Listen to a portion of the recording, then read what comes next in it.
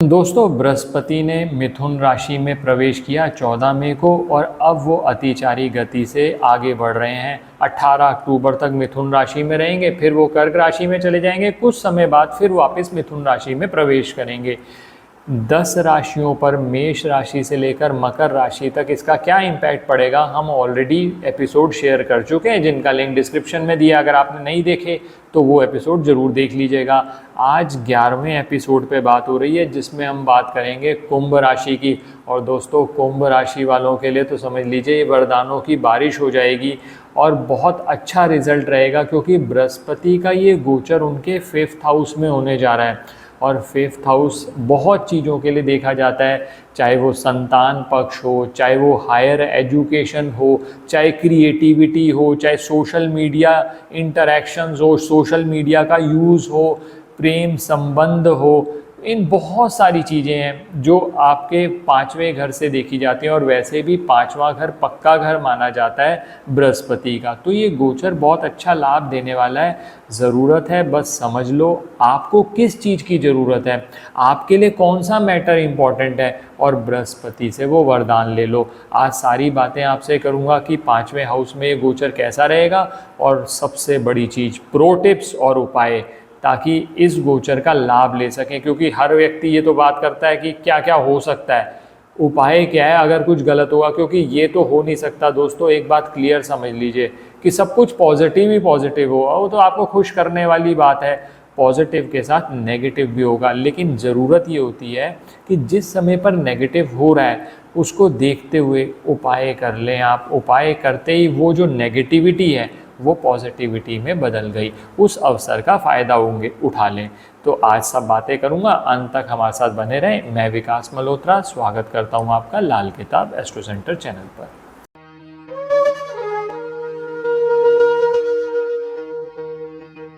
अब दोस्तों, आगे बढ़ने से पहले एक चीज़ क्लियर कर दूं, ये जो रिजल्ट्स हम बात कर रहे हैं आप अपनी चंद्र राशि के हिसाब से देखें तो सबसे बढ़िया है। लेकिन अगर आपकी नाम से बोलने वाली राशि भी कुंभ है तो आप उससे भी रिज़ल्ट देख सकते हैं, या आपका कुंभ लगन है तो भी रिज़ल्ट आप पे अप्लाई होंगे। अब सबसे पहले बात करता हूँ, अगर बृहस्पति की बात करी जाए तो बृहस्पति जब 5th हाउस में यानी मिथुन राशि में गोचर करेंगे तो सबसे ज़्यादा जो इम्पोर्टेंट चीज़ होती है ना दोस्तों 5th हाउस के लिए, हम ये मान के चलते हैं हायर एजुकेशन। और वैसे भी मिथुन राशि बुध से संबंधित है। बुध कम्युनिकेशन का कारक है, बुध दिमाग से कोई कार्य करने का कारक है।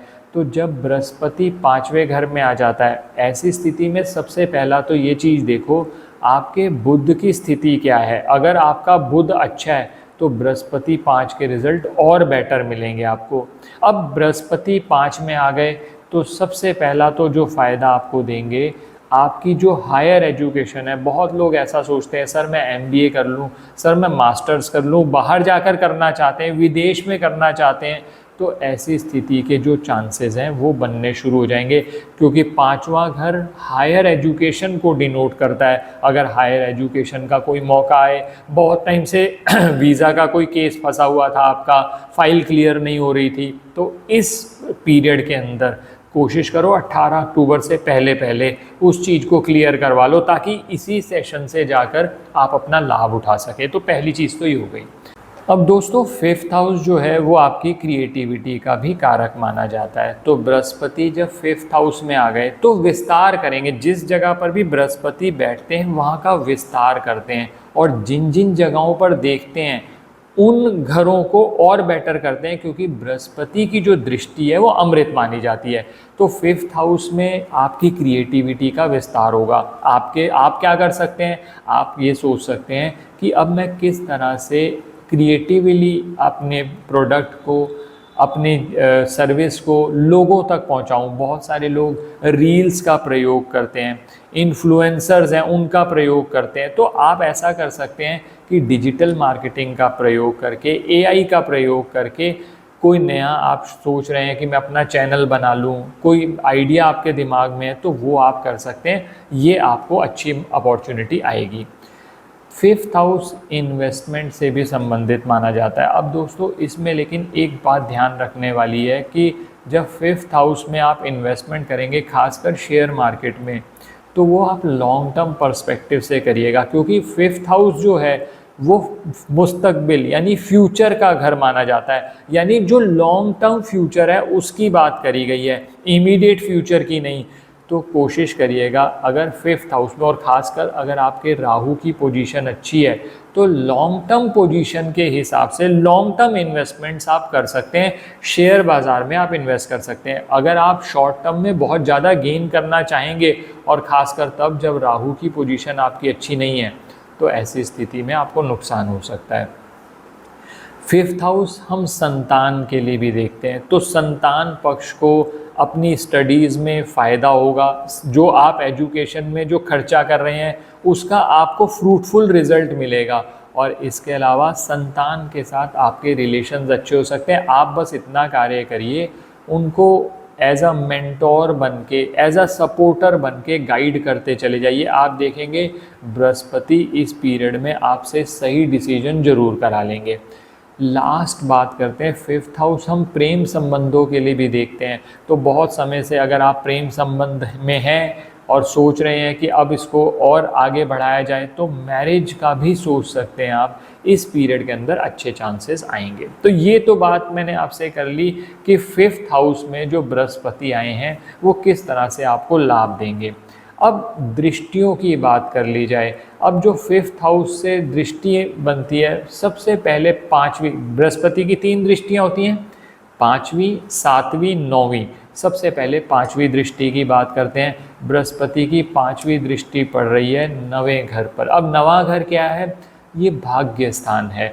तो बृहस्पति यहाँ भाग्य की वृद्धि करेंगे, यानी जो आप कहते थे ना सर किस्मत कभी साथ नहीं देती, तो इस पीरियड के अंदर चांस आएगा बहुत। अगर कोई अच्छी इन्वेस्टमेंट आपने बहुत समय से सोच रखी है, बहुत लोग ऐसे हैं जो अपना घर प्लान कर रहे थे, तो अब ये मौका है, आप उसके अंदर वो प्लानिंग कर सकते हैं। तो पहली चीज़ तो ये हो गई, आपके भाग्य का लाभ मिलेगा।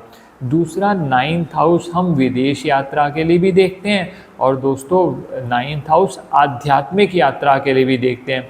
हो सकता है विदेश यात्रा का मौका है। अगर विदेश यात्रा का मौका आएगा ना दोस्तों, तो प्रोबेबली स्टडी से रिलेटेड आएगा, क्योंकि जो 5th हाउस है वो भी हायर एजुकेशन के लिए देखते हैं, और जब उससे हायर एजुकेशन जाना हो तो 5th से 5th देखते हैं, जो कि 9th हाउस बनता है। तो 9th हाउस इसलिए देखा जाता है। तो बृहस्पति की जब अमृत दृष्टि 9th हाउस पे पड़ेगी, तो हो सकता है आपके फॉरेन कंट्री में जाकर पढ़ने के योग बने। वो मैं 5th हाउस में पहले भी आपको बता चुका हूँ। अगर आपकी वीज़ा की फ़ाइल अटकी पड़ी है, तो अब कोशिश करो कि वो चीज़ मटेरियलाइज हो जाए। तो पहली चीज़ तो ये हो गई।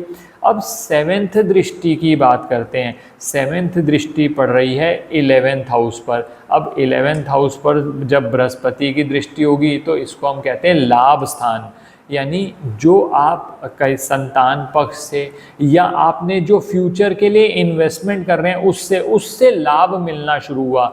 बहुत सारे लोगों ने शेयर मार्केट में भी इन्वेस्ट किया होगा, तो अब अगर लॉन्ग टर्म इन्वेस्टमेंट किया है तो उसका लाभ मिलना आपको शुरू हो जाएगा।